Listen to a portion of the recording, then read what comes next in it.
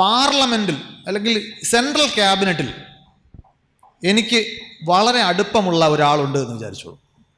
ആ ആൾ വിചാരിച്ചാൽ എൻ്റെ ഒഫീഷ്യൽ ഫോർമാലിറ്റിയായിട്ട് ബന്ധപ്പെട്ട എൻ്റെ ജോലിയുമായിട്ട് ബന്ധപ്പെട്ട ഏത് പ്രശ്നവും ഏത് നിമിഷവും പരിഹരിക്കപ്പെടാൻ പൊട്ടൻഷ്യൽ ഉള്ള ഒരാളാണ്.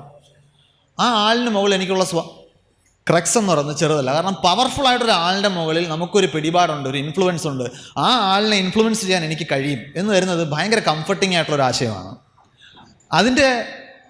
അതിന് സമാനമായ ഒന്നാണ് മതങ്ങൾ പറയുന്ന ദൈവത്തിൻ്റെ കാര്യത്തിൽ നമുക്കുള്ളത്. ദൈവം ഈ സകലതും സൃഷ്ടിച്ച് പരിപാലിച്ചുകൊണ്ടിരിക്കുന്ന ആളാണ്. പുള്ളിയുടെ കൺട്രോളാണ് എല്ലാം നടക്കുന്നത്. പുള്ളിയുടെ മുകളിൽ എനിക്കൊരു കൺട്രോൾ ഉണ്ടെങ്കിൽ അതെനിക്ക് തരുന്ന സന്തോഷം അല്ലെങ്കിൽ എനിക്ക് തരുന്നൊരു സെക്യൂരിറ്റി ചെറുതല്ല. അത് എനിക്ക് പിന്നെ എന്ത് പ്രശ്നമുണ്ട്?